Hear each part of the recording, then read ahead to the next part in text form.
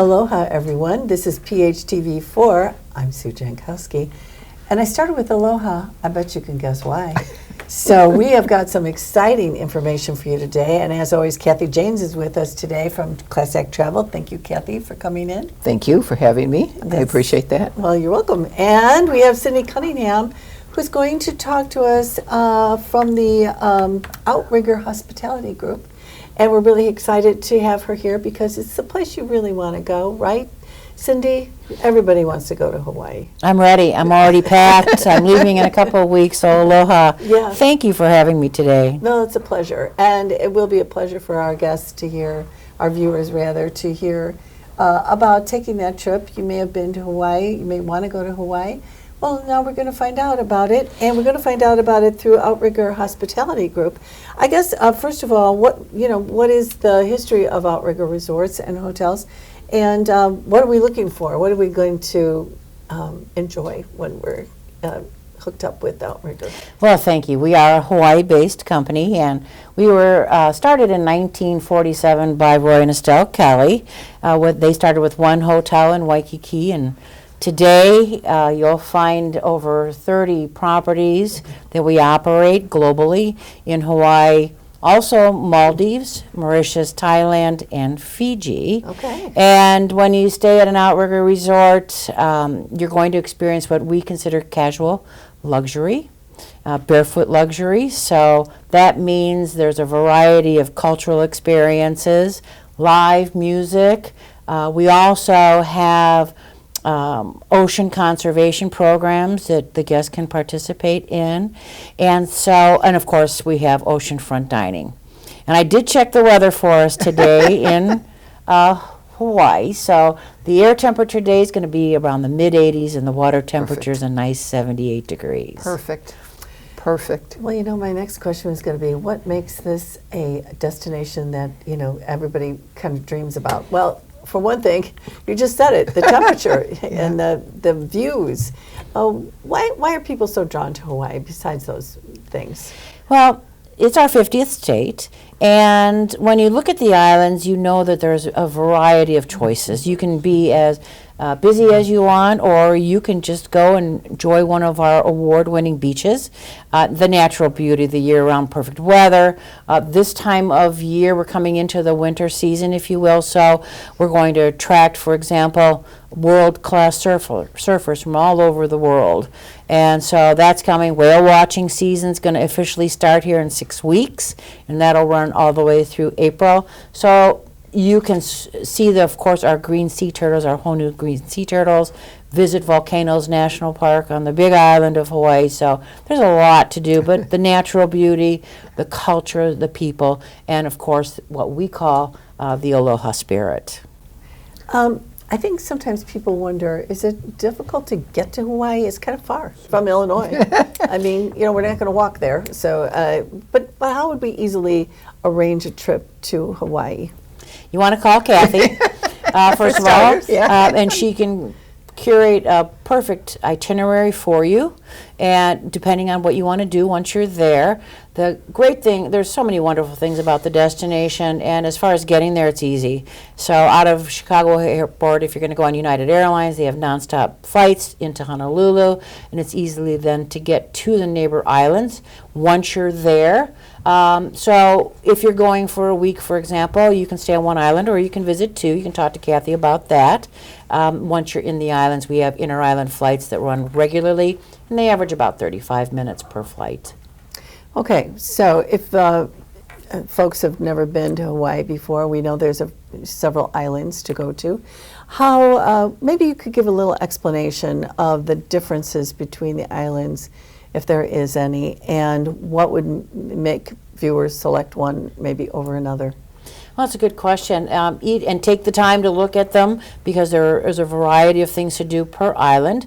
On Oahu, it's the gathering place, and Waikiki, of course, is where your heaviest population is going to be of all the islands. I love it. It's got a great city vibe, and that you can walk everywhere. So when you fly into Honolulu, for example, You go into Waikiki. You can also go up to the North Shore. I like, when I start my trip, I like to go into Waikiki, and if I'm at the Outrigger Waikiki, for example, we have surfing lessons right out in front of the Outrigger Waikiki. So I love to start my day. I'll go out, do a little bit of surfing, come back in, either chill at the beach or walk across to the International Marketplace, which is right on Kalakaua Avenue, spend a little money, do a little shopping, or go to a nice restaurant. We have Duke's Restaurant, which is oceanfront. And then at night, right on Kalakaua Avenue, across from the Outrigger Waikiki, is the Outrigger Waikiki Beachcomber Hotel, which now is homes the Cirque du Soleil Awana show. Oh. So if you're enjoying that type of entertainment, we do have that at the Waikiki Beachcomber. So if you're in Waikiki, there's a lot, it's walkable, there's a lot to do as far as dining and shows. And we even have Blue Note at the Outrigger Waikiki for entertainment. Next day, say you want to get out of Waikiki, it's easy to do. If you want to rent a car or go on a tour, you can go up to the Polynesian Cultural Center, or again, coming into surf season, you can go up to the North Shore up to watch the professional surfers. That would be fascinating. And that's Oahu. Yeah. And then a quick flight over, you talk to Kathy, and she'll tell you if Maui's going to be your next stop, or the island of Hawaii, or Kauai, depending on what you want to experience. So when you're on Maui, you have daylight. I call it day life and night life. So there's a lot to do during the day. Haleakala tours. You can also, of course, you've got your nightlife on Maui, and then you've got the big island of Hawaii, which is a little quieter, a lot to do during the day, including Volcanoes National Park. And then, of course, we get to Kauai. So if you're interested in doing, for example, a helicopter tour of Waimea Canyon, you would go to the island of Kauai. Well, there's a lot of choices there. A lot of choices. All of a sudden, it's like, which one do I want to go to? It really would be. I guess Kathy would be a good guide for you to figure out what you want to go to, because I think maybe doing all of that would be a lot, unless you had several weeks that you wanted to spend. But going, even to select one at a time and make a return trip would be great. And they do seem to have a different vibe based on which island it is. They're all a little bit different. What could people do to learn more about the Hawaiian culture? That's a great question. GoHawaii.com is the Hawaii Visitors Bureau website. They can talk to Kathy as well. There's a wonderful information out there about the islands, and then the different tours per island. Like you said, it sounds like there's a lot to do, so you can be as busy as you want, or you can just relax. Pick a few tours. Pick one or two that you want to do per island, and then you can go back. And then you can go back. You can, And as go many, back. as many times as you like to do. I like how all the Hawaiian words roll off your tongue so easily. I know that's you're so familiar with it, but having been there myself and looking at all the long letters with so many vowels in it, and I was a phonics teacher, so trying to actually perfect that, because when you're there you want to say the town you're in correctly or the street you're on correctly, and so I think you need to maybe think about brushing up a little bit on that before you go, right? Mm-hmm. And you can even do different sayings. I'll even actually put it, whether you want to, I go on the internet a lot of times and I'll look at certain words and what is the Hawaiian word for it? And because the Hawaiian language is complex, trying to get through that of what did it mean in ancient Hawaiian times and what does it mean in modern times. So you'll find, for example, the word aloha has a deep meaning, but in today's meanings we use it as hello and goodbye. And then mahalo, if you want to say thank you, mahalo. Mahalo nui loa means thank you very much. If I wanted to say hello, good morning, I would say aloha kakakiaka.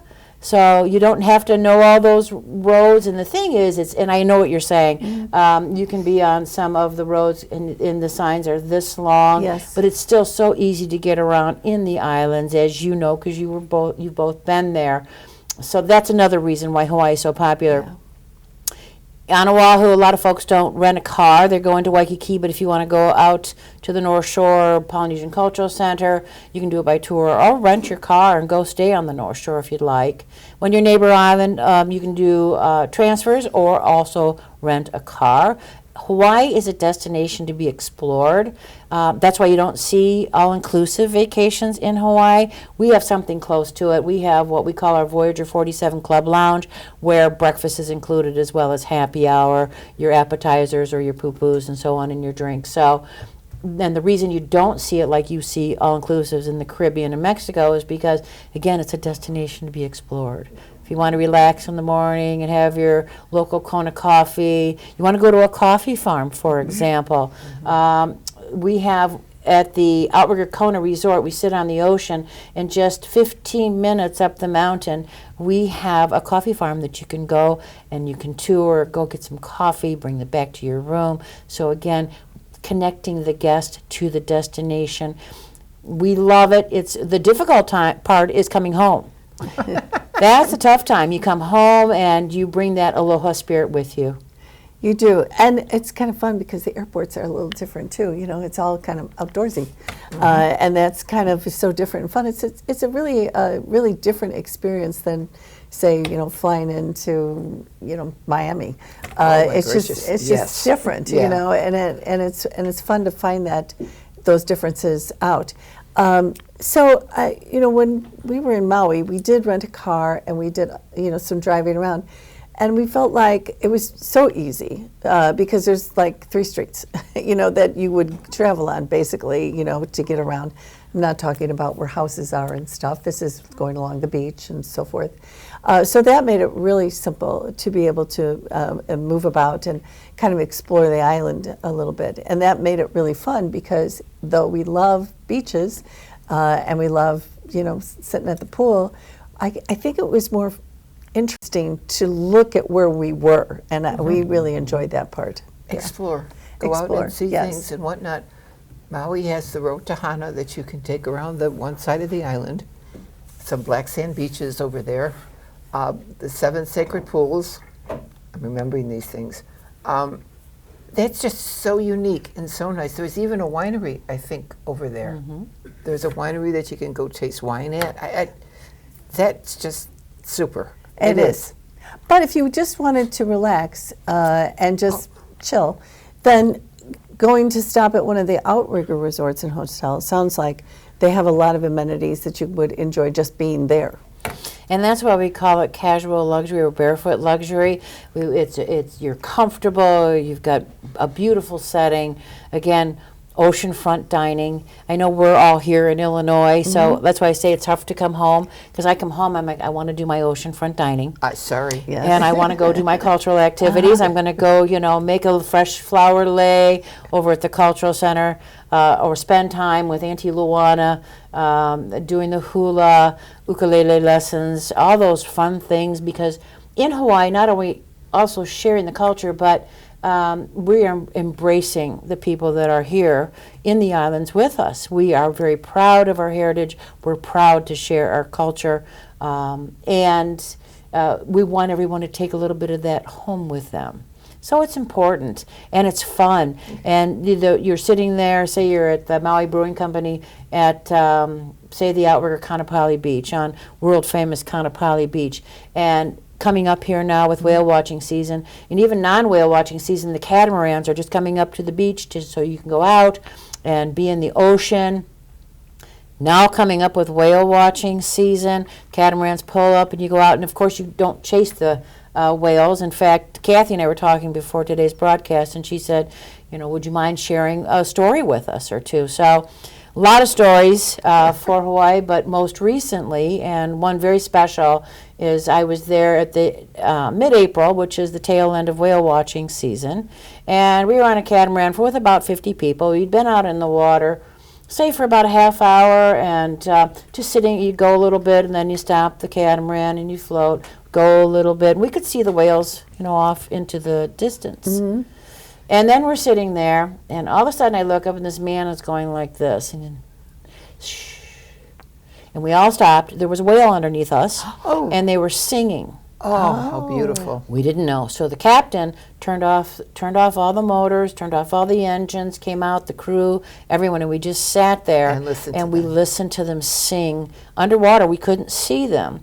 And then the gentleman looked at me and he said, "Look down." And you saw a shadow up on, and that's how we knew he was directly under the catamaran. Oh my How gosh. cool was that? That's thrilling, really, to experience that. Yeah. It's a game changer if you're on the Big Island.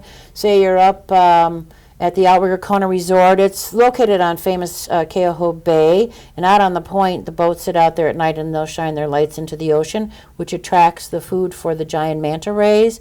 So you can take right off of the property, you can go down, and you can go out by Outrigger. It's all guided, of course, and managed out by Outrigger canoe at night, and then different sized boats. And then you just go out of Keauhou Bay, and you can stay in the boat, or you can go over other side of the boat. You hold on to your noodle, you're tethered, and you get to sit there, and you can't reach out to touch them, but then you get the showing of the mantas. And so That's cool. some of the people that I was with early last year in December, they came up and they were just like, this is a game changer. You know, there's few places in the world that you can do this. So the mantas had decided to come up, and they were able to come up right up by their face. So And it's just amazing. It's amazing. Absolutely Yes. amazing. I believe a singer incorporated in one of her songs the whales singing.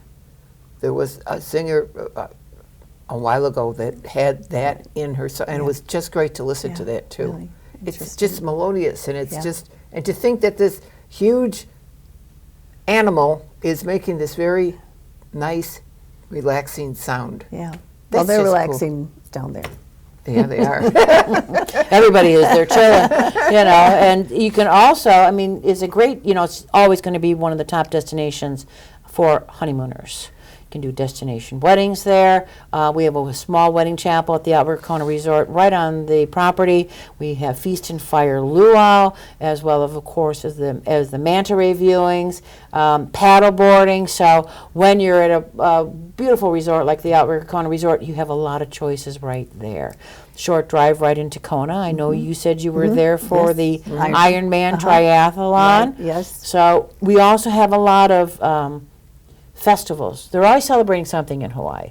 There's always something going on. You can go to the chocolate farms if you like, and like you mentioned, Kathy, the wine wine farms, absolutely. That and the chocolate, absolutely. I'm fine. Wine, I'm set. It's chocolate, all right. yes. Yep. Well, and the restaurants have, of course, the freshest of fish that you yes. would want, and it's Yes. quite delicious. And there's lots of choices that you will experience and enjoy if you like fish. And actually, if you don't like fish, you're going to like this fish because it's just so It's good. fresh. It's just yeah, so fresh. it's just so Yeah. prepared so nicely. Yeah. Actually, when we were there too for that Ironman, after our family members completed the Ironman, they scheduled themselves. We did not schedule that, but they scheduled to go out with the manta rays at night, where the manta rays were illuminated.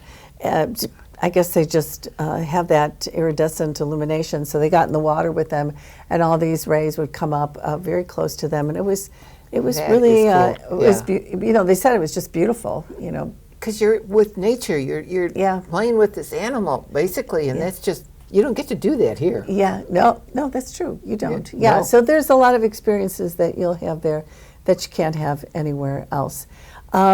Is there anything else we need to tell people? How would they? Well, I guess they go to Kathy if you want to go to an Outrigger Resort. I'll be You know, there. she would kind of help you decide which Outrigger Resort, because there's quite a few of them there in Yes. various islands, and We you can do that, sure. you could figure out what would best suit you. We just set up a client of mine.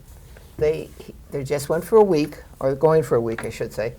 And they wanted to go into Honolulu because they wanted to do Pearl Harbor, so we got that set up for them. And then they wanted something very relaxing, more nature-oriented.